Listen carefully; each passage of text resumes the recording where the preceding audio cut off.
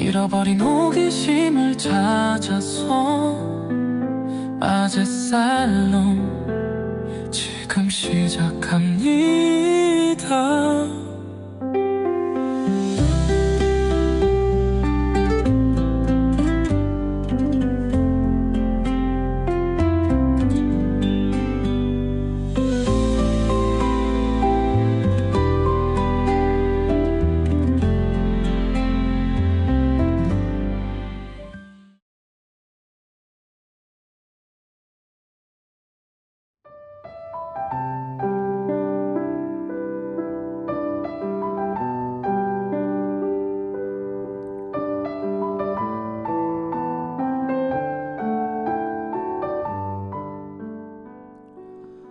방황하는 어른이들의 잃어버린 호기심을 찾아서 아재살롱 제23회 방송을 시작하겠습니다. 저는 진행자 안산토박이 안토 남해라고 합니다. 오늘은 저희가 살아가는 이 세계의 다양한 차이들에 대해서 이야기를 나눠볼까 하는데요. 글로벌 시대이기도 하고 또 한국인들이 해외로 또 외국인들이 한국으로 자유롭게 오가는 오늘날이지 않겠습니까? 아무래도 나라가 다르면 문화도 다르고 또 생각하는 방식도 다를 텐데 이런 차이들을 이야기해보고 각자 생각을 나눠보면 좋을 것 같습니다. 아무래도 이번 주제는 저희 공동 진행자 남해님이 좀 선택을 해주셨는데요. 일단 선택하신 이유를 먼저 좀 들어보면 좋을 것 같아요.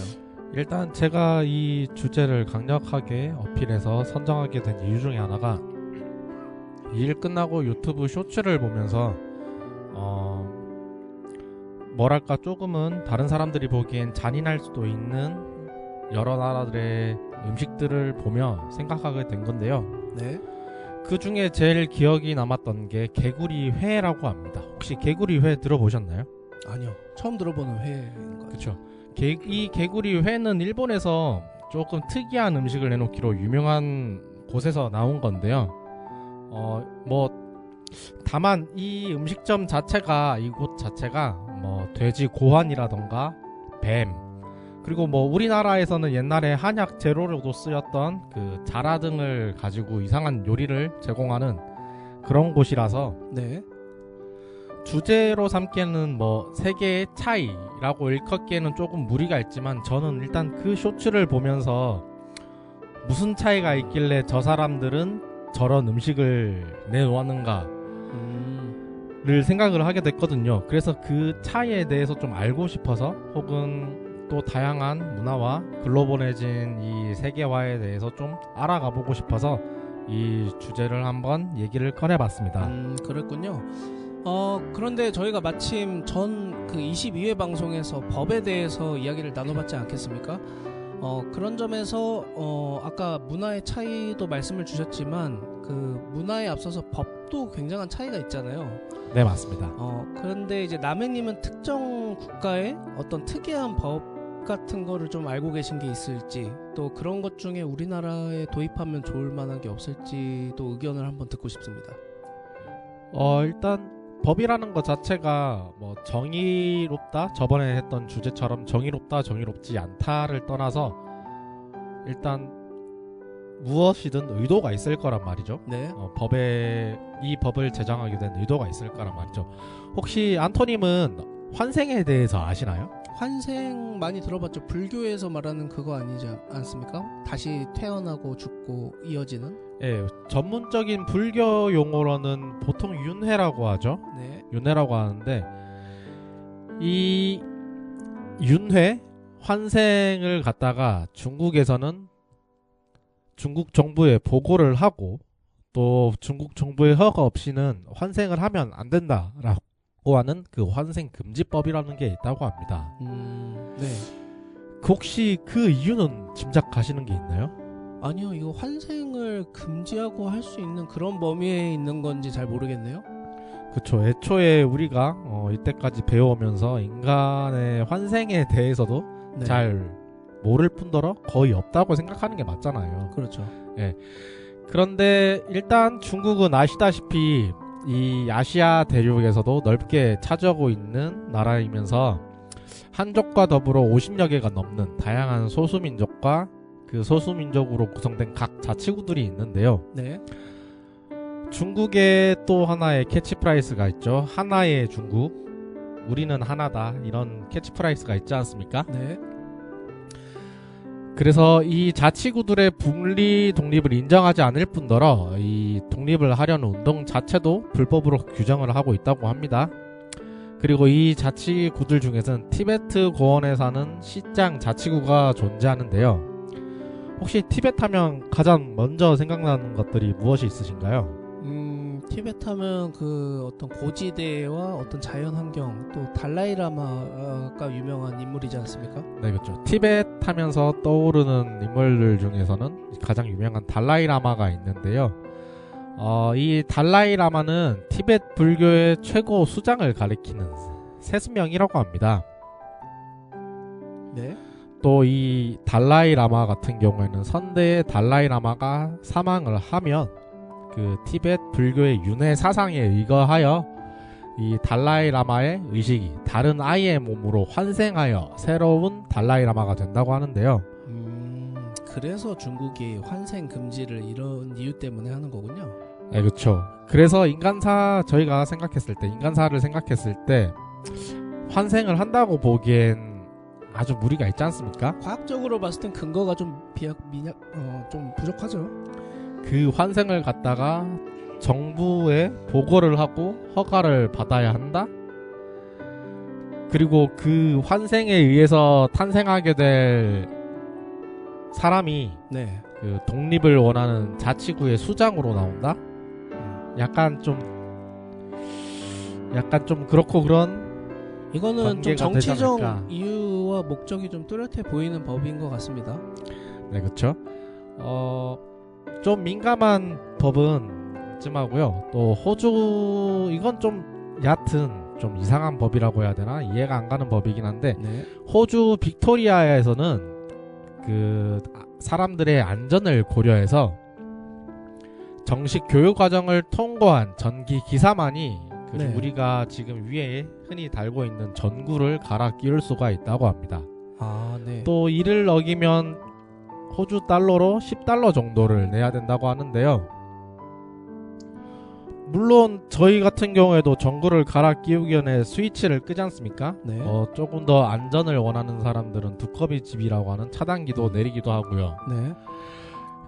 그런데 이 간단한 전구 갈기의 자격증이나 전문 교육까지 받아야 하는 그런 법이 있다고 하는 게 조금 의아했고요.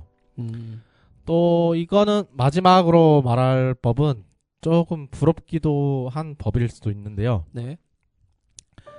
세계적으로 이 비만 같은 경우에는 심혈관계 질환이라든가 당뇨 또는 고혈압 등 다양한 질병의 만성 질환의 원인으로 알려져 있잖아요.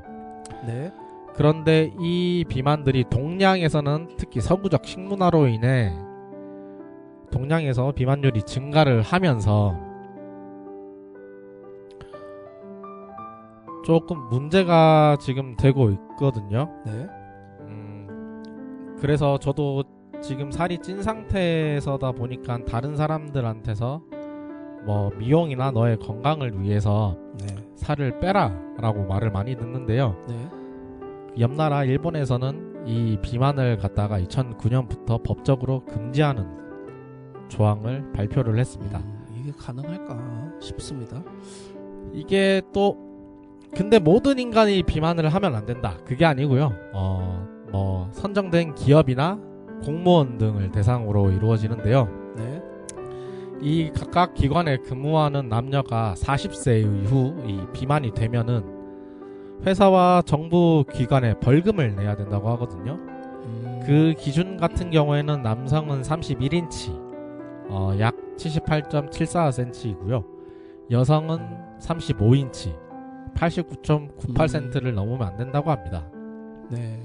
실제로도 일본은 이 법에 영향이 있는지 없는지는 조금 파봐야 될 것 같은데, 일단 일본의 비만율은 실제로도 OECD 국가 중 낮게 나오는 나라 중 하나입니다. 낮게 나오는 나라 중 하나입니다. 네. 또 반대로 이 건강을 위해서 의지나 실질적 성과가 있다고 하면 인센티브를 받는다고 하는데요. 이거는 비만을 국가적 차원에서 큰 질병으로 본다고 좀 느껴지고, 다만 조금 궁금해지는 점은 벌금을 어느 정도 낼지가 좀 궁금하긴 하네요. 왜냐면 이게 사실 사람마다 식욕이라든가 좀 체질도 많이 다르지 않습니까? 네, 그렇습니다. 그러다 보니까 이 기준을 지킬 수 없는 사람들도 불가피하게 나올 수 있을 것 같은데, 그 사람들이 부담할 만한 그런 비용들 이런 것도 좀 나중에 한번 찾아보면 좋을 것 같네요. 일단 남해님 소개해주신 법들 흥미롭게 잘 들었고요. 저는 일단 특이한 법, 이게 정확히 법인지는 모르겠는데 이런 규정이 있다고 해요. 미국 플로리다주에서는 매주 목요일 오후 6시부터 자정까지 공공장소에서 방귀를 뀌면 안 된다고 합니다. 왜냐면은 방귀가 다른 사람들을 불편하게 만들고 또 공기를 오염시키는 물질이라고 해서 이런 규정이 있다고 하는데요. 뭐 아시겠지만 방귀는 생리현상이다 보니까 이거를 규정한다는 게 정말 좀 특이하다고 생각되면서도 또 가혹하다는 생각도 드는데요. 혹시 그 법의 예외사항이 따로 있나요? 공공장소에서 방귀인 건가요? 아니요. 일단은 제가 이렇게 알아보기로는 그냥 앞서 말씀드린 목요일 그리고 정해진 시간 이렇게 공공장소라고 나와 있네요. 공공장소입니다. 그런데 이걸 도입한 사람이 좀 개인적 취향이 많이 반영된 게 아닌가도 하는 제 추측이 좀 듭니다. 그리고 또 남미의 그 베네수엘라라는 나라에서 그 볼리바르 국제공항이 있어요. 근데 여기서는 호흡세라는 거를 부과를 한다고 합니다. 호흡세요? 예, 말 그대로 숨 쉬는 거에 대해서 비행기 이용객들에게 숨쉬기 비용으로 약 $20의 세금을 걷는다고 해요. 공항의 이용객들.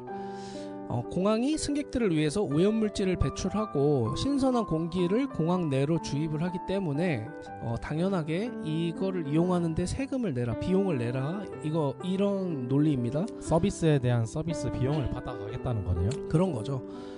이것도 앞서 방귀 규정과 같이 당연한 인간의 어떤 생리 현상에 대한 제약이다 보니까 좀 놀랍기도 한데요. 물론 먼 미래에 환경이 많이 오염이 된다고 하면은 이런 게 당연해질지도 모르겠다라는 생각도 듭니다. 하긴 지금도 공기를 파는 그런 사람들도 있죠. 예, 아주 신선한 산소 신선한 판매하는 산소. 경우가 있죠. 또 저희가 지금은 대부분 물을 사서 마시지 않습니까? 그렇죠. 예, 그런 점에서 어찌 보면 이게 미래의 모습을 미리 좀 엿보는 걸 수도 있겠다라는 생각도 듭니다.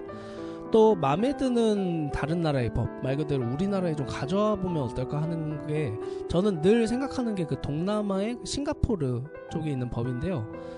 공공장소에서 껌을 씹지 말라라는 법입니다. 이게 1992년부터 불법이 된 행위인데요. 말 그대로 길에서 껌을 씹다가 적발이 되면은 우리 돈으로 약 80만 원 정도의 벌금을 지불해야 합니다. 그게 씹다가였나요? 껌을 뱉으면이 아니고? 아니요, 씹는 게 보이면. 근데 또 싱가포르 여행객분들은 그 싱가포르의 깨끗함에 굉장히 놀란다고 해요. 그만큼 그 공공장소의 어떤 환경을 깨끗하게 유지하는데 굉장히 신경을 많이 쓰는 나라이기도 합니다. 저도 이번에 인도네시아를 가면서 싱가포르 창이 국제공항에 들렸다가 갔거든요. 네. 싱가포르가 확실히 청결에 관해서는 엄청 깨끗한 나라인 것 같기는 했어요. 예, 아마 도시를 이렇게 둘러보셨다면 그런 걸 더 절감하셨을 수도 있을 것 같아요.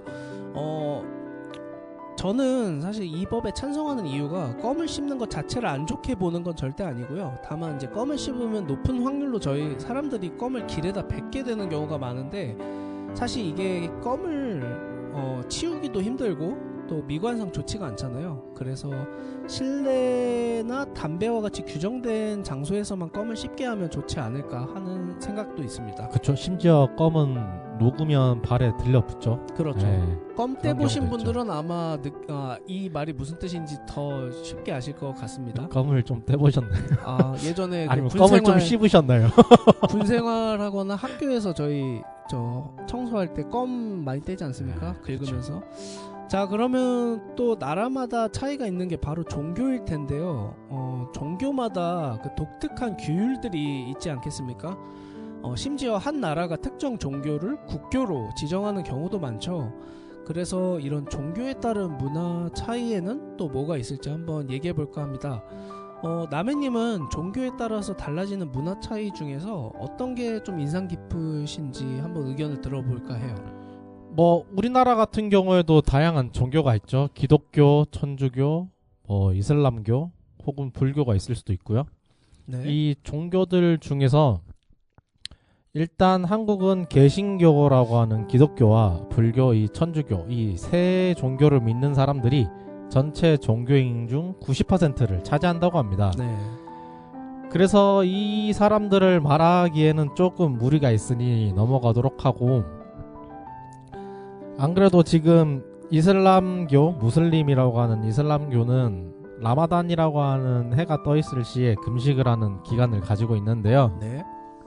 이 라마단 기간은 가난한 이들의 굶주림을 체험하는 동시에 알라에 대한 믿음을 시험하는 그런 의의를 가지고 있습니다. 네.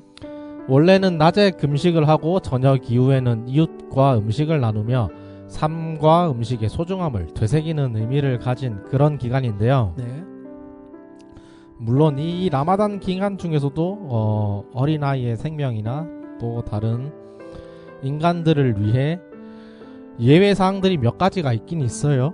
임산부들이나 노인들, 그리고 몸이 아픈 환자들, 그리고 14세 이하의 어린이들에게는 예외 사항으로 이 라마단이 의무적으로 하지 않아도 된다라고 합니다.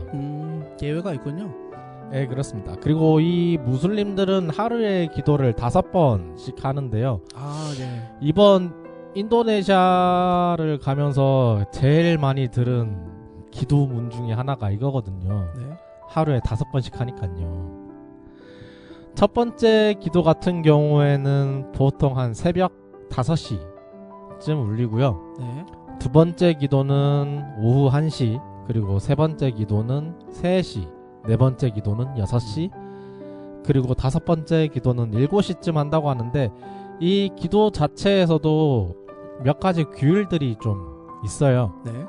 맨 처음에는 뭐랄까 좀 청결하다고 해야 되나? 이 세상의 더러움을 씻어내기 위한 얼굴과 조금 쉽게 더러워진 오금이라고 하죠. 네. 팔꿈치라던가 무릎 안쪽이라던가 이런 부분을 씻고, 항상 기도하는 방향은 저희 메카라고 혹시 아시나요? 사우디아라비아의 메카. 네, 그쪽을 향해서 절을 한다고 합니다. 기도를 한다고 합니다. 네. 이 자료들을 찾아보면서 약간 좀 인도네시아에 대한 기억들이 좀 새롭게 생생하게 나네요. 저도 이 한국에 계신 인도네시아뿐만 아니라 이슬람교 교인들이 계신데, 이분들이 일하는 장소나 혹은 관련된 식품을 파는 식당들에서도 이렇게 기도할 수 있는 장소들이 마련된 경우들이 많더라고요. 인도네시아도 여러 세계 곳곳에다가 기도를 할 수도 있고, 심지어 인도네시아 항공사들 있잖아요. 인도네시아 항공사들을 이용을 하면 그 안에도 기도하는 공간이 또 따로 있다고 합니다. 이런 것들은 종교의 어떤 규율 측면에서 상당히 엄격하다는 생각도 드는 반면에, 또 그 종교에 대한 어떤 신앙심을 고취시키는데 또 이만한 게 없지 않나 하는 생각도 듭니다. 저 같은 경우는 종교라고 하면 뭐 앞서 말씀하신 이슬람교도 있고 뭐 기독교도 유명하지만 가깝고도 먼 나라인 일본을 좀 먼저 살펴볼까 해요. 일본에는 사실 종교가 그렇게 강하진 않지만 전통적으로 이제 신도와 불교, 그리고 좀 소수지만 기독교가 있고 이외에도 다양한 종교들이 있습니다. 그 중에서 저는 신도와 관련된 문화가 인상이 좀 깊은데요. 일본 말로는 이 신토라고도 합니다. 신토. 이 신도는 아주 오래전부터 에미니즘, 샤머니즘의 형태로 생겨난 일본만의 토착 신앙이라고 할 수 있습니다. 아마 일본을 가보신 분들이라면 그 신사를 많이 보셨을 텐데요. 이게 신도와 관련된 건축물이 되겠습니다. 사당이라는 곳이 신도를 나타낸다는 건가요? 그쵸. 저희 아마 남해님도 일본 가셨을 때 그 전통적인 일본 신사들이 많이 보셨을 텐데 약간 좀 빨간색으로 돼 있어가지고 예. 문이 하나 있고 이런. 그렇죠. 그리고 또 이렇게 앞서서 앞에 가서 이렇게 기도도 합장하고 하고 기도를 하고. 예, 그게 다 신도하고 연관된 건축물이에요. 근데 이 신도라는 게 기독교처럼 유일신 종교가 아니고요. 자연물이라든가 자연 현상 등을 신으로 삼아서 신의 종류가 무수하게 많다고 합니다. 또 조상신으로 모시는 게 신도의 주요 특징이라고도 할 수가 있겠는데요. 예를 들어서 일본 드라마나 영화 같은 거 보시면은 그 가정집에 보시면 방 한켠에 이렇게 좀 불단 같은 어떤 이렇게 구성해 놓은 자리들이 있어요. 여기에다가 이제 불상이라든가 가족의 생전 사진 아니면 위패 이런 것들을 놓고 일상생활을 하면서 여기 앞에서 이렇게 기도를 하고 그 다음에 이제 자기 일상생활로 다시 돌아가는 그런 모습들을 많이 보실 수 있습니다. 사실 이런 거는 신도의 자체적인 문화라기보다는 앞서 말씀드렸던 불교도 일본에서 굉장히 인구가 많거든요. 네네. 이 불교와 융합된 형태라고도 할 수 있겠습니다. 또 지역마다 시기마다 일본에서는 축제가 참 많은데 이거를 통칭해서 이제 마쓰리라고 부르게 됩니다. 그런데 이 마쓰리가 일본말로 좀 직역을 하자면은 제사를 지내다라는 뜻을 변형한 표현이에요. 그래서 우리가 관광객으로서 일본에서 보는 이런 다양한 마쓰리도 신도의 그 제사를 지내는 어떤 제의 어떤 문화에서 비롯된 것들이 조금 더 현대화돼서 일종의 좀 현대화된 축제로 발전됐다 이렇게 보시면 될 것 같고, 뭐 남해님도 저희하고 같이 친구들과 같이 일본 오사카에서 네, 그렇죠. 텐진 마쓰리, 저희가 첫 여행이었죠. 오사카의 텐진 예. 마쓰리가. 텐진 마쓰리가 일본의 아마 제가 알기로 3대 마쓰리 중 하나라서 그때 규모가 굉장히 컸어요. 이름도 유추를 해보면 천신, 저는 그때 마쓰리라는 용어를 보고 한 약간 맞이라는 뜻으로 받아들였거든요. 네. 그래서 천신맞이? 이거는 조금 규모가 큰 행사구나 싶긴 했었어요. 네. 그리고 또 하늘 첨자가 쓰인 거 봐서는 이게 앞서 말씀드린 신도와 좀 연관성이 있다는 것도 짐작을 좀 해보실 수가. 거의 최고위 신호로 꼽는 거죠. 그렇죠. 자, 그럼 저희 노래 한 곡 듣고 와서 이 세계의 다양한 차이들에 대해서 좀 더 얘기해볼까 하는데요. 첫 곡은 제가 선곡을 해봤습니다. 아이언맨으로 유명한 배우죠.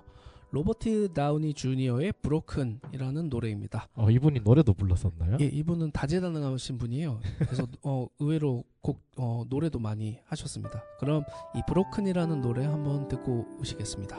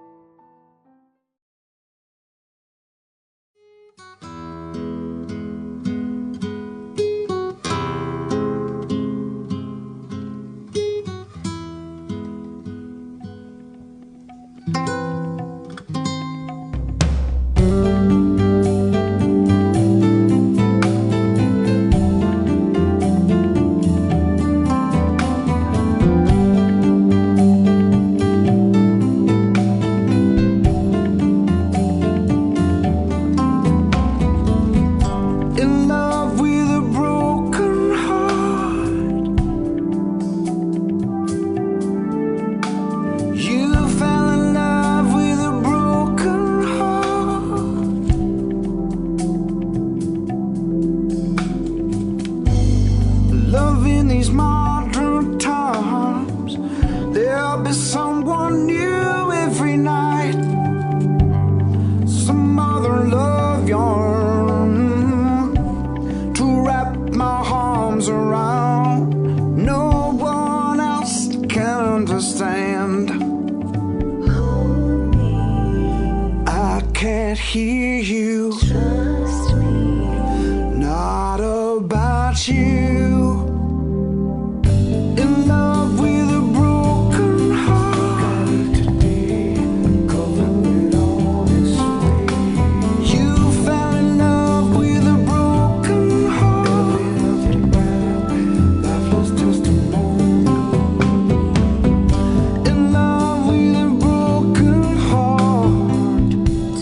you know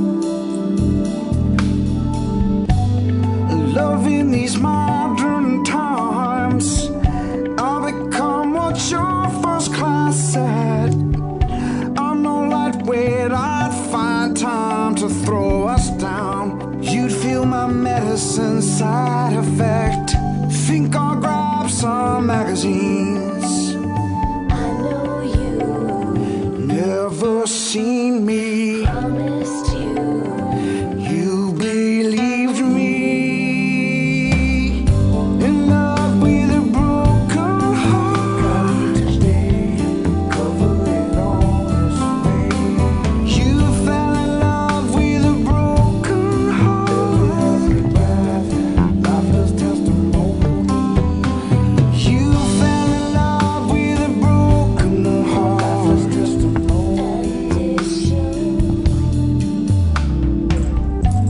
Oh, please, machine, let's keep this terminal clean. I say, I see your face in every cloud. Down the doers laugh out loud. Flag ourselves to keep it down. Paddy's wagon draws a crowd. save your day I don't save days. anyway. I think leave days. God grant me the strength to accept the things I can change them. God grant me the strength to accept the things I can. God grant me the strength to accept the things I can change. I can't miss you.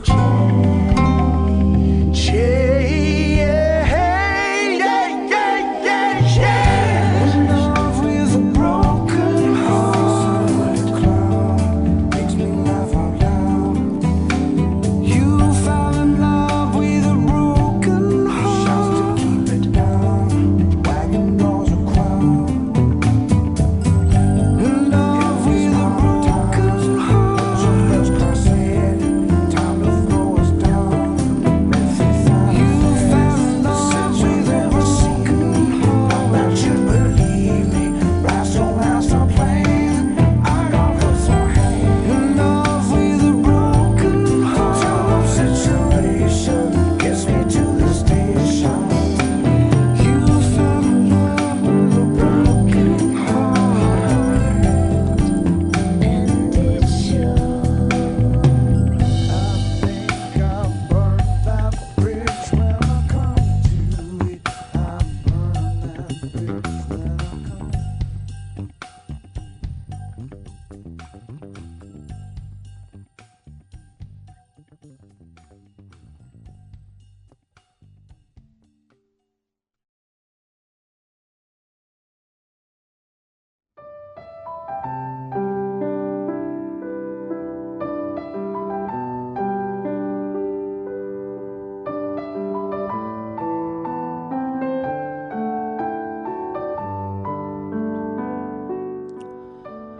예, 로버트 다우니 주니어의 Broken 들어봤습니다.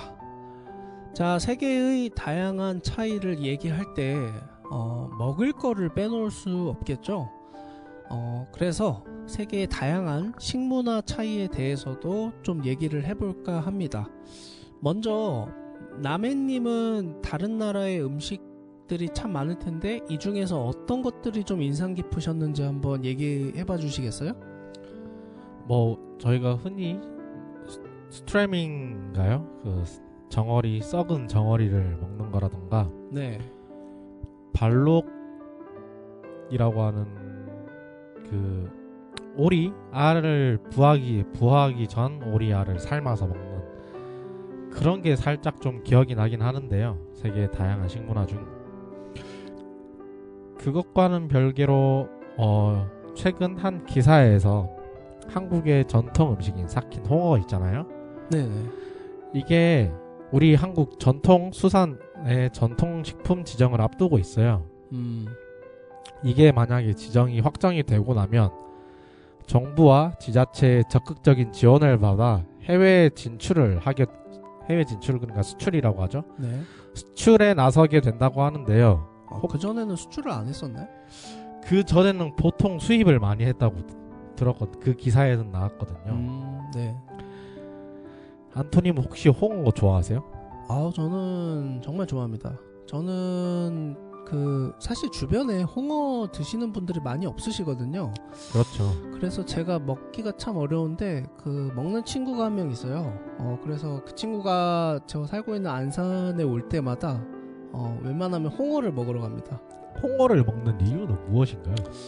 홍어가 사실 냄새도 좀 강렬하고 또 식감도 조금 불편해하시는 분들이 있는데 제가 아는 어떤 분은 또 이게 락스 맛이 난다 뭐 이렇게도 표현하시고 뭐 썩은 양말 같다 뭐 이렇게 냄새를 표현하시는 경우도 많은데 이 냄새가 저는 장벽인 것 같아요. 1차적인 이 냄새를 좀 극복하고 입속에서 이 식감을 조금 더 느끼시게 되면은 이게 굉장히 좀 풍미가 굉장히 다양합니다.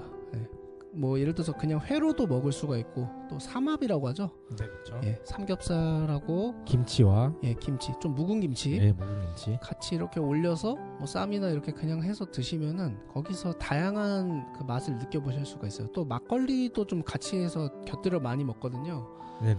그러면은 목넘김도 이렇게 시원하게 좀 더 가져갈 수 있고 그래서 이렇게 한번 드셔보시는 걸 추천하고 저는 개인적으로 그냥 홍어회 자체를 그냥 따로 먹는 거를 좀 즐기는 편입니다. 혹시 그 홍어의 강렬한 냄새에 중독이 되신 건 아닌가요? 중독이라고도 볼 수 있을 것 같아요. 왜냐면은 그 냄새가 저는 역하지가 않아요. 되게 반가워요. 예. 중독이 맞는 것 같아요. 그래서 맡을 때마다 약간 침이 고이고 그런 편입니다. 고향이 온 듯하고. 고향? 고향하고는 상관이 없죠. 저는 여기 안산 출신이니까. 이게 고향이 온 듯한 냄새라는 거죠. 그렇게까지는 아니고 그냥 먹고 싶다 이 정도입니다. 네. 전 개인적으로 그 삭힌 홍어라는 걸 20년 전에 한번 먹은 적이 있었는데요. 네. 오래되셨네요? 네, 그쵸. 할머니 살아 계셨을 때 칠순잔치 때인가 그때 한번 먹었으니까. 네. 저도 근데 그렇게까지 맛이 없다고는 생각하지를 않아요. 식감 자체도 약간 쫄깃하면서도 한데 아까 말씀하셨듯이 냄새가 장벽이 좀 있더라고요. 냄새뿐만 아니라 한 입 베어 먹었을 때 코에서 싹 퍼지는 쎄함이라고 해야 되나요? 네. 그게 뭐 우스갯소리로 코감기나 아니면 다른 이유로 코가 막혔을 때 삭힌 홍어를 한번 먹이면 코가 뻥 뚫리겠다라고 생각을 했거든요. 민간요법으로 한번 쓰면 좋겠다라고 생각을 하거든요. 이렇듯 각 나라의 환경이나 생활들 혹은 잡히고 있는 그 음식 재료들의 조금씩 차이가 있는데요. 뭐 옆나라 중국만 하더라도 사천 요리라고 하면 마와 라를 잘 쓰는 맵고 향이 센 요리로 유명을 하잖아요. 마와 라라는 게 이게 재료를 말하는 건가요? 네, 그렇습니다. 마라가 향신료 중에 하나예요. 아, 그렇군요. 향신료 마향이랑 라향이라고 표현을 하거든요. 그럼 저희가 한국에서 많이 먹는 마라탕이라는 게 이것들을 네, 향신료가 다 들어간 거예요. 네. 그렇군요. 네, 그렇습니다. 이 표현도 저는 만화에서 본 거라서 네.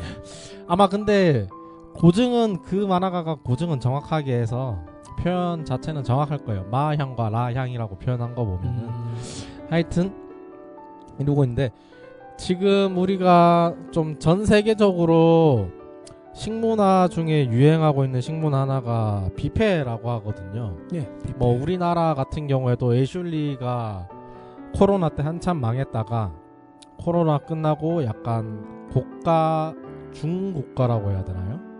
그런 포지션을 잡으면서 이 뷔페를 했고 또 코로나나 지금 안 그래도 식비가 국밥 한 그릇에 10,000원이 넘는 그 시점에서 한식 뷔페라고 하는 아주 가성비 좋은 뷔페가 유행을 하듯이 네. 이 뷔페라는 형식의 식문화가 혹시 어디서 왔는지 알고 계신가요? 이거는 좀 많이 들어본 것 같아요. 그 북유럽의 바이킹. 네, 그쵸. 이 뷔페라는 식문화는 그 북유럽에 있는 바이킹에 의해서 시작이 되었는데요. 이들이 바이킹이라고 하면 보통 해적이잖아요. 네. 긴 항해를 끝마치고 자신들의 나라 고국으로 돌아오면 일단 반겨야 될 거 아닙니까? 고국에 있던 사람들이 네. 반기기 위해서 다양한 음식들을 늘여놓고 다들 먹고 싶을 만큼 덜어 먹는 그 형식에서 유행이 되었는데요. 이 형식을 유지를 하다가 18세기경 프랑스 황실에서 시작되었다고 합니다. 본격적인 유행의 시작으로는 알려졌습니다. 그 이후 프랑스 황실에서 하니까 영국 황실에서도 따라하고 뭐 다른 러시아 황실이나 독일 황실 등 이렇게 다들 좀 황실에서 유행을 하면서 유럽 대륙 전역에 널리 퍼졌고 점차 세계적으로 발전이 되면서 지금 현대의 그런 문화가 탄생했다고 보고 있습니다. 이거는 황실에서 먼저 유행한 걸 보면 아무래도 잔치 파티를 많이 열잖아요. 귀족들끼리 모여서. 그래서 이렇게 바이킹의 뷔페식으로 먹기가 참 좋기 때문에 빨리 퍼지지 않았나라는 생각도 듭니다. 거기에다가 저희가 약간 좀 뷔페를 생각을 하면 고급이라는 의미가 조금 떠오르지 않으신가요 혹시? 예전엔 그랬는데 요즘은 좀 그런 생각이 많이 없어진 것 같아요. 요즘은 네. 워낙 싼 뷔페들도 많이 생겨가지고. 아까도 얘기했듯이 한식 뷔페 뭐 예. 한 끼당 8,000원씩 하는 그것도 신경이 있으니까. 하지만 황실에서 유행했듯이 일단 좀 옛날 황실에서는 알력이라고 하죠. 권력에 얼마나 있는가, 지위가 얼마인가를 보여주기 위해서 이 뷔페 형식을 채택했다고 보는 사람들도 있어요. 그렇군요. 그러니까 이 뷔페라는 형식은 그 바이킹들이 한번 항해를 나가면 배 위에 오래 있어서 육지에서만큼의 맛있거나 다양하거나 혹은 영양소가 풍부한 음식을 잘 못 먹잖아요. 네. 뭐 지금에서도 헬기로 선상에서 보급을 받아 먹지만 그때는 그게 없었단 말이죠. 그래서 그 뷔페에 다양하고 맛있고 뭐 영양소 좋은 것만 골라서 먹으면은 영양소도 탄단지 포함해가지고 뭐 비타민까지 한 자리에서 다 먹을 수 있는 거까지 해서 그 뷔페라는 형식이 저는 발전이 된 게 너무 괜찮게 생각을 하고 있거든요. 아, 그게 좀 영양을 섭취하는데 효율적인 방식이다. 예, 그쵸. 그리고 자기가 먹고 싶은 것만 먹으면 된다라는 것도 좀 좋은 것 같아요. 그렇군요. 저는 사실 아주 특이한 음식을 먹어본 경험은 많이 없는 것 같아요. 앞서 뭐 홍어 말씀을 주셔서 제가 자주 좀 좋아한다고 말씀을 드리긴 하는데 저는 한국 사람이라 그런지 홍어가 그렇게 특별한 음식이라는 생각은 잘 안 드는 것 같고 제가 너무 많이 접했기 때문에. 네네. 근데 또 해외여행도 일본으로 주로 갔었던 이유도 있는 것 같아요. 아무래도 거기 음식이 한국 사람이 먹기에 특별히 뭐 불편함이 있다거나 좀 먹기가 꺼려진다거나 하는 것들이 많이 없거든요. 다 입맛에 어느 정도 맞는 것들이 많아서. 그러면 혹시 제가 앞서 말한 일본의 개구리회 같은 경우에는 그거는 특정 지방의 어떤 예외적인 음식인 것 같아서 찾기가 애초에 힘들 것 같아요. 그래도 굳이 좀 특이한 음식을 꼽아보자면 제가 경험한 것 중에 예전에 그 동남아 태국이죠. 태국 갔을 때 두리안이라는 과일을 처음 먹었던 게 기억납니다. 사실 한국에서도 이제는 많이 접할 수 있는 과일이기도 한데 네. 제가 한국에서 먹었던 두리안하고 현지에서 먹었던 거는 조금 달랐던 것 같아요. 좀 어떤 부분에서가 다른 거죠? 냄새가 일단 더 강렬해요. 현지 현지. 물품들이 예, 아마 뭐 운송 중에서 뭐 그런 것들이 좀 덜 반영됐을 수도 있을 것 같은데. 아니면 한국인의 기호에 맞춰서 조금 약한 걸 골라서 왔을 수도 있는 거네요. 그런 여지도 있죠. 좀 필터링이 돼서 와 있을 네. 수도 있을 것 같은데 이게 뭐 두리안 먹어보신 분들 아시겠지만 뭔가 그 썩는 냄새, 아니면 화장실 냄새 같다고 하죠. 이런 냄새가 나는 걸로 유명한 과일이라서 별로 안 좋아하는 사람도 많은 것 같아요. 그런데 저는 그 정도까지는 아니었던 게 이게 냄새만 극복하고 입속에 들어가서 먹어보면은 되게 부드럽습니다. 과일이. 심지어 뭐 누군가는 이제 뭐 생크림 같다 이렇게 표현하시는 분도 계세요. 정말 잘 익은 두리안 같은 경우는. 근데 이게 냄새를 극복해야 맛을 볼 수 있다는 점에서 어떤 과일의 왕이라는 별명이 좀 그럴듯해 보이기도 합니다. 저는 오히려 한국 음식 중에 좀 특이하다고 생각하는 게 이제 대표적인 게 산낙지가 있다고 생각을 하는데요. 이게 신경이 살아서 꿈틀꿈틀 거리는 거를 기름장에 찍어 먹는 게 한국 사람들은 뭐 방송 매체를 통해서 많이 접한 모습일 수도 있겠지만 외국인들이 봤을 때는 이게 정말 되게 기겁할 만한 모습일 수도 있겠다라는 생각이 들고요. 사실 이거는 그 쫀득함은 한번 맛보지 않으면 알 수가 없죠. 예. 산낙지 그 좀 드세요? 산낙지? 네, 전 산낙지 먹죠. 산낙지는 또 드시는구나. 산낙지는 드시는구나. 그 꿈틀거림은 좀 극복이 가능하신가 보네요. 뭐 별 생각 없어요. 저 낙지 좋아합니다. 낙지 자체를 원체 네, 좋아하다 보니까. 네, 좀 쫄깃하잖아요. 아니면 낙지 요리를 한다고 하면 익히거나 삶는 게 좋으세요? 아니면 산낙지로 그냥 먹는 게 좋으세요? 굳이 따지자면 전 낙지 볶음 이렇게 약간 좀 아. 매운 양념장에다가 해서 조리가 먹는 된 걸 거. 좋아하는 것 같아요. 생보다는. 그렇군요. 또 삭힌 음식 아까 홍어 말씀 주셨는데 이것도 저는 참 별미라고 생각하고 외국에서 봤을 때 참 특이한 음식이다라고 생각을 할 것 같고 수출이 되면 안 되겠네요. 그러면 수출이 되면은 국내산이 좀 더 귀해질 여지가 있죠. 비싸지겠죠. 그러면 그만큼. 지금 삼겹살이 한창 세계적으로도 유행을 타가지고 많이 네. 비싸졌잖아요. 근데 홍어는 제가 또 홍어를 많이 접한 사람으로서 이게 그 생산지가 되게 다양합니다. 알래스카산도 있고 칠레산도 있고 한데 거기 거는 국내산보다 상당히 싸요. 많게는 한 절반 정도 싼 경우도 있어서 뭐 방법이 없으면 뭐 외국산 먹어야죠. 그리고 제가 먹어본 적은 없는데 한번 나중에 도전을 해보고 싶다 이런 외국 음식이 하나 있어요. 어떤 건데요? 이것도 홍어랑 좀 비슷한 삭힌 건 음식인데 네네. 아이슬란드 아시죠? 예, 아이슬란드 알죠. 예. 여기가 이 그린란드랑 가깝거든요. 예. 그린란드는 아시죠? 예, 그린란드 알죠. 근데 이 아이슬란드에서 그린란드 상어라는 그 상어가 있는데 이 살코기를 발효시킨 음식이 있어요. 이거를 하우카르틀이라고 하는데 좀 줄여서는 하칼이라고도 많이 부릅니다. 이게 앞서 말씀드린 것처럼 홍어처럼 삭혔기 때문에 냄새가 엄청나다고 하고 진짜 악취로 유명한 음식입니다.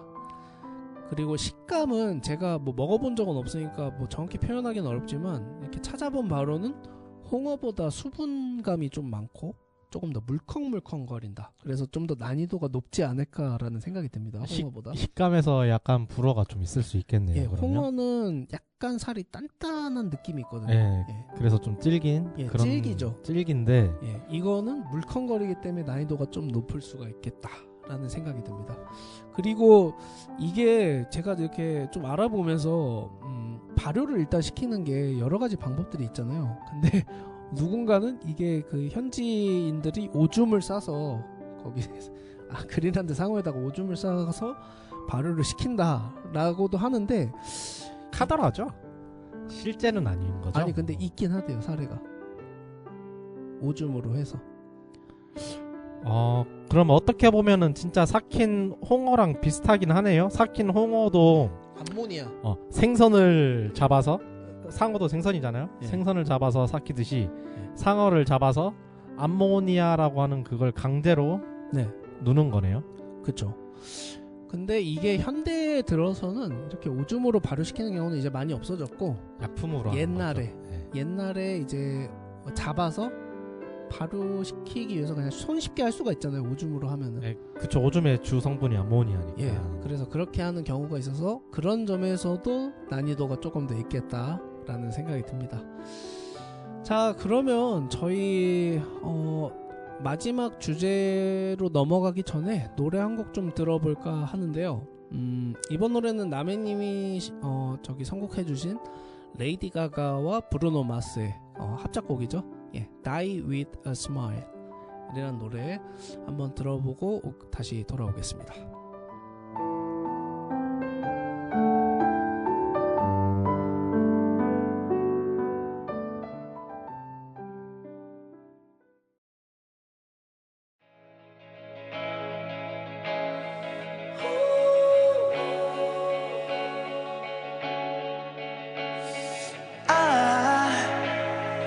I just woke up from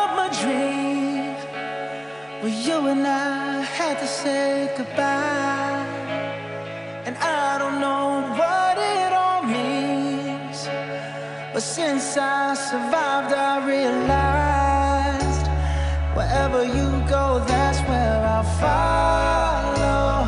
Nobody's promised tomorrow, so I'ma love you every night like it's the last night, like it's the last night.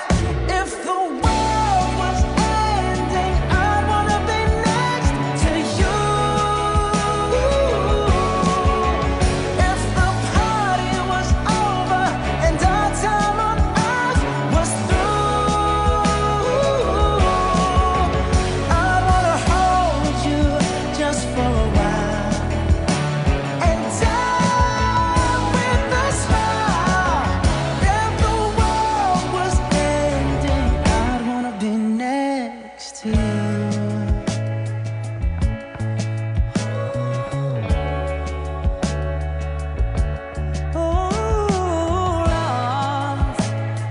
Lost in the words that we scream.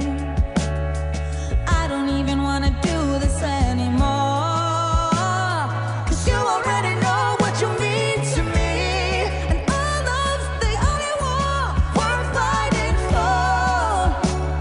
Wherever you go, that's where I'll follow. Nobody's promised tomorrow, so I'ma love you every night like it's the last night, like it's the last night.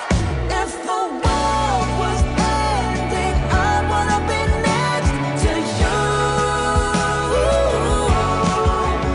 If the party was over and our time on earth was through, I'd wanna hold you just for a while and die with a smile.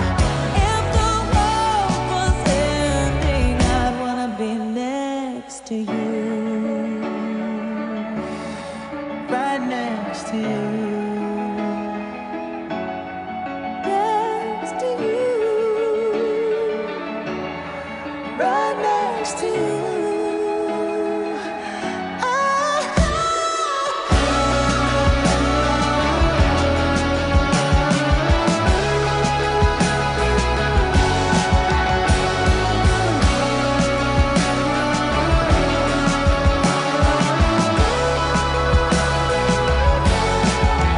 If the world was ending, I'd wanna be next to you.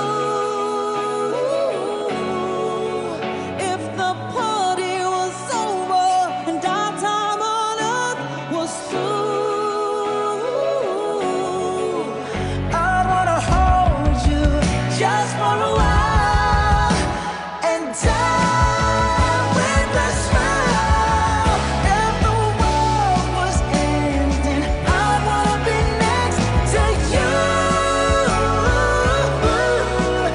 If the world was ending, I wanna be next to you.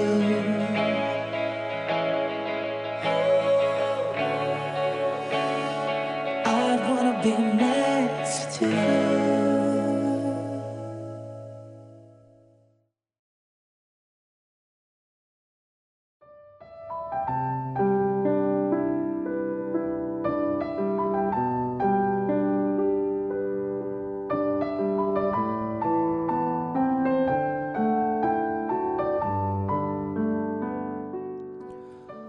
예, 레이디 가가와 브루노 마스의 Die With a Smile 듣고 오셨습니다. 자, 그럼 저희가 이번 방송에서 세계의 여러 차이들에 대해서 여러모로 얘기해봤는데요. 차이는 틀린 것이 아니고 다른 거지 않겠습니까? 다름은 존중하는 것이 아무래도 성숙한 자세일 텐데, 그럼에도 도무지 내가 이해가 안 간다거나 약간 불편할 수도 있는 그런 다른 나라들의 차이들, 이런 것들은 어떤 게 있을지 남해님이 혹시 가진 생각이 있다면 한번 소개해 주시죠. 아마 저도 그렇고 안토님도 그렇고 이거에 대해서만은 살짝 좀 이해를 할 수가 없는 그런 입장인 것 같은데, 네. 할례라고 하죠. 네. 아, 할래. 네. 네. 안토님 조사하신 거 한번 말해주시겠어요? 아, 이분이 조사를 안 해가지고 오셨구만. 알겠습니다. 그러면은 제가 한번 말씀드릴까 하는데, 이거는 좀 진짜 좀 공감하기가 어렵더라고요. 이게 왜냐면은 인간의 존엄성을 해칠 수 있는 것들이라고 생각이 들어서 저는 여성 할례를 꼽아왔는데요. 사실 할례라고 하면은 저희 한국에서 포경 수술을 하는 것도 할례에 포함이 될 수가 있어요. 왜냐하면 성기에 대해서 어떤 절단 행위를 하는 그런 거기 때문에. 그리고 예전에 유태인들도 할례를 많이 했었고, 그 표식으로 유태인을 알아볼 수 있다 이런 말도 많죠. 근데 이 할례에서 여성 할례를 구분하는 게 중요해요. 왜냐면은 참고로 이 할례라는 여성 할례는 주로 아프리카나 중동 그리고 아시아 일부 지역에서 행해지고 있는데, 여성의 성기를 일종의 그 성인식이라는 그 이유 명분으로 절제를 한다거나 상처를 입히고 또 혹은 또 봉합을 시키는 그런 문화를 여성 할례라고 합니다. 이게 매년 약 350만 명의 여성이 여성 할례를 경험을 하고 있다고 하고요. 특히 소말리아 아시죠? 아프리카. 네, 소말리아죠. 해적으로 유명한. 이 소말리아에서는 여성의 98%가량이 이 할례를 경험한다고 합니다. 실제로. 그리고 남성은 앞서 말씀드린 포경수술이 일종의 할례라는 문화에 속해 있지만, 이거는 사실 위생적인 그런 효과도 일부 있었던 반면에 여성 할례는 아무런 어떤 위생적 효과 이런 것들이 없고 오히려 심각한 건강 문제를 초래를 한다고 합니다. 그러면 할례를 하는 이유가 뭐죠? 앞서 말씀드린 것처럼 여성의 성인식이라는 어떤 명분들, 여성이 성인이 되면은 당연히 엄연히 해야 된다. 그냥 전통 문화 관습이에요. 엄연히 너는 이 여기를 어떻게 해야 된다, 아래쪽을.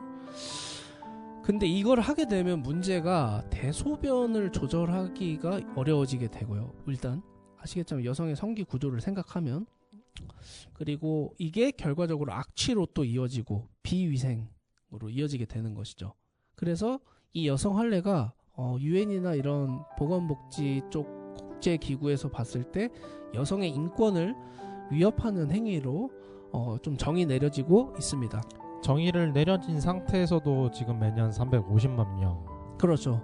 그거를 통제하기가 사실상 어렵고 일종의 관습으로 각 가정마다 굳어져 온 것이기 때문에 더욱더 어려워진 것이죠. 하긴 소말리아 같은 경우에도 어떻게 보면은 거의 무정부 상태나 다름이 없으니까 통제가 좀 안 되긴 하겠네요. 그렇죠. 어떤 정부의 역할이 미비한 것도 여성 할례가 만연한 그런 이유 중에 하나라고 할 수 있겠습니다.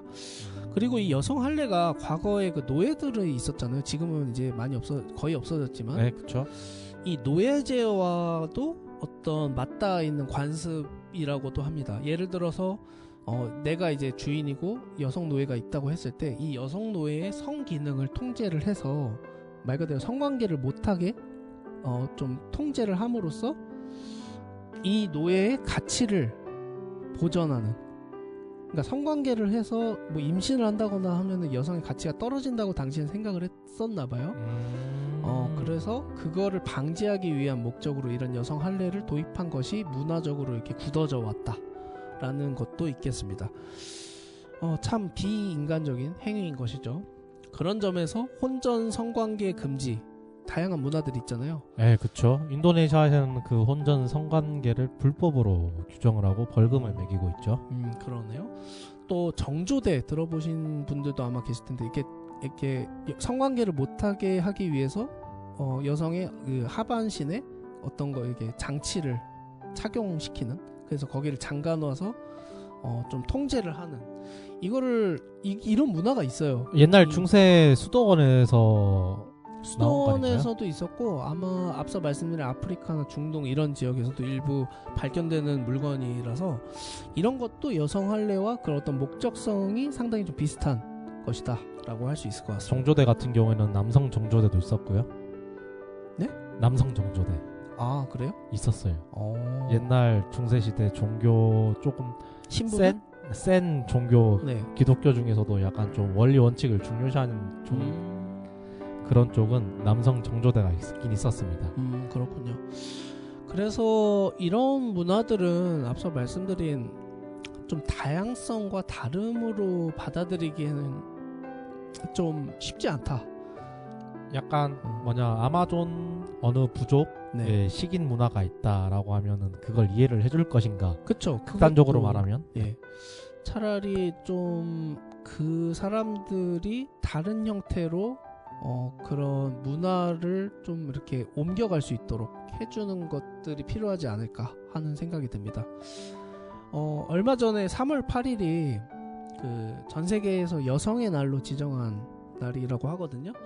그래서 말씀드렸던 여성 할례와 같은 이런 악습은 문화적 차이에 대한 용인보다는 보편적인 인권 존중, 인간의 존엄성의 관점에서 접근을 해서 보다 빠르게 사라졌으면 하는 그런 문화인 것 같습니다. 그렇죠. 라마단도 금식을 굳이 안 해도 된다라고 하는 예외 사항들이 조금 있었으니까요. 네. 자, 그러면은 저희가 뭐 이 세계의 다양한 것들을 다루기에는 이번 시간이 짧긴 했지만 그래도 뭐 음식이라든가 법, 또 종교의 어떤 관례, 의례, 악습 이런 것도 좀 얘기를 해본 것 같아요.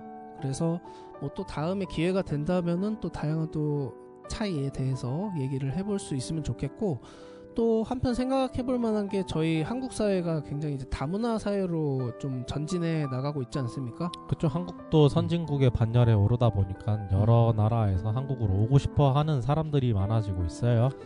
그래서 이런 관점에서 우리가 다양한 문화를 조금 더 이해하는 시간이 많이 필요하다는 생각이 들고, 또 한국의 문화를 어떻게 하면 좀 적절하게 융화시켜서 우리 사회에서 같이 함께 갈 수 있는지를 고민해 보는 시간도 필요할 것 같습니다. 그런 의미에서 단원 FM도 이민자들이 라디오 DJ가 되는 그런 주제잖아요. 그렇죠. 그런 점에서 단원 FM도 중요한 역할을 한다고 할 수 있겠습니다.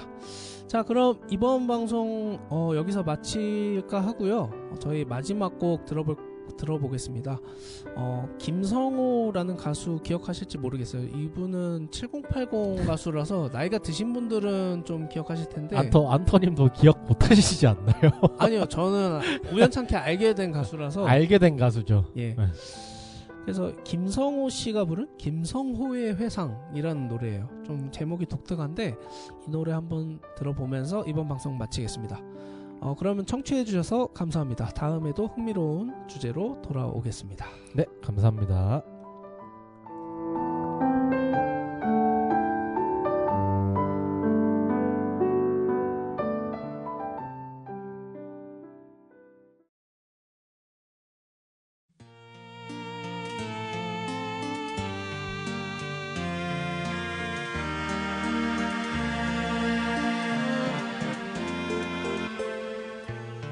바람이 몹시 불던 날이었지. 그녀는 조그만 손을 흔들고 어색한 미소를 지으면서 나의 눈을 보았지. 하지만 붙잡을 수는 없었어. 지금은 후회를 하고 있지만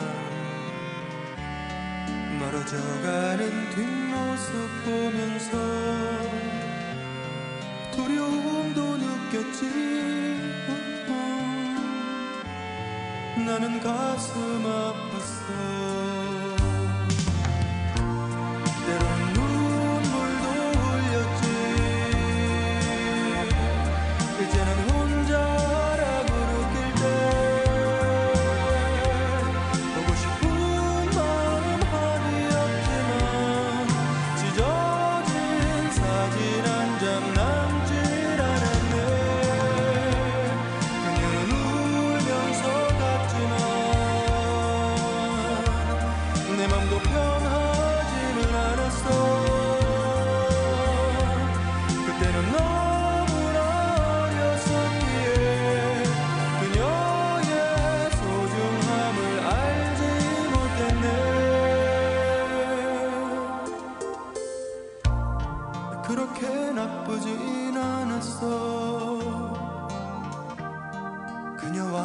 함께 했던 시간들은 한두 번 원망도 했었지만 좋은 사람이었어. 하지만 꼭 그렇진 않아. 너무 내 맘을 아프게 했지. 서로 말없이 걷기도